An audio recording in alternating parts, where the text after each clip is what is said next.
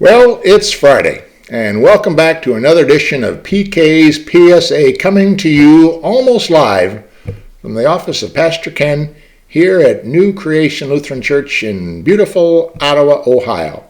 PSAs, if you don't already know, are Pastoral Service Announcements, compliments of the fact that we're all dealing with the presence of COVID-19, or the coronavirus, a public health threat. This broadcast today is aimed both at your head and at your heart. The Pastoral Service Announcement is directed at your head first, to bring some informative word about this unsettling pandemic that's upon us all. And the second half of the brief show is really headed for the heart. It's a brief devotional moment we're calling, "And Now a Word from Our Scriptures." You know, we're weighed down with almost more than we can handle these days, so both of these things will try and lighten the load a bit, with a sprinkle and a dash of some humor along the way. I brought in today, actually, a special guest of mine. Let's all welcome Dr. Martin Luther Bobblehead. He normally sits on the shelf over there in my office, but I thought I'd invite him over today. I often wondered, with all that bobbling, if his neck and his brain and his head hurts. I think maybe it does, don't you think? I wouldn't be surprised if ours does too.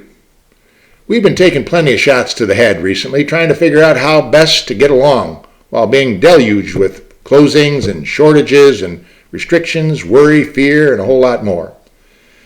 But you could say that a bobblehead is somewhat paradoxical. Above the shoulders it shakes and wobbles, and below, it tries to have some solid footing, secure and immovable. I think we're all trying to live that way as well. So much is constantly in motion, bombarded with new information about minute to minute, while at the same time we're trying to find some stability to our lives, even find a place where we can confidently stand and face whatever's thrown our way. One thing about the head we may not be talking much about yet, but we certainly should be, and that is our emotional health. And yes, even our mental health. To be sure, I think we're all suffering to some degree or another from maybe some form of separation anxiety. I think we ought to pay attention to that. Find some ways to stay connected. A phone call, Facebook message, a video conference. We may be forced to keep our distance, but it doesn't mean we can't in some way still stand in the gap for each other. Well, thanks, Martin, for helping us see that. In case you're interested, Dr. Martin here, he knows a thing about pandemics too. He lived through one way back about 500 years ago called the bubonic plague over there in Wittenberg, Germany.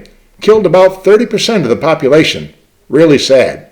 But amazingly enough, when most people fled, Martin Luther stayed right there. He taught, and he preached, and he ministered to the sick. Amazing fellow. Thanks, Martin. And now, a word from our scriptures.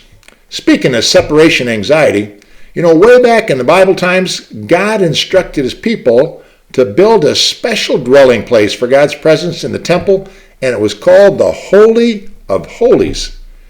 It was just one place God promised to be present. A big, huge curtain separated people from what was on the inside, the Ark of the Covenant. Now, some say that the curtain was about 40 feet high and even up to 6 inches thick. Only the high priest could go in, and not before he went through a thorough ritual of purification, sort of like what we're being asked to do today, wiping everything down and washing ourselves. Like now, too, if he didn't take those precautions, he could risk even dying. For the longest time, only the upper echelon of the religious leadership could enter into that Holy of Holies through that big, huge curtain. Regular folks like you and I had to contend with a form of separation anxiety. We had to wait outside, keep our distance. We're prevented from entering. More and more these days, doors are closed and signs are posted that say, "No entrance." But back then, something happened. What, you might ask? Well, simply put, Jesus died on the cross. Yep, he did. Died for the sins of the whole world. Then, according to Matthew 27:51, and other places too, at that moment when he died, the curtain of the temple was torn in two, top to bottom. Forgiveness and faith in Christ.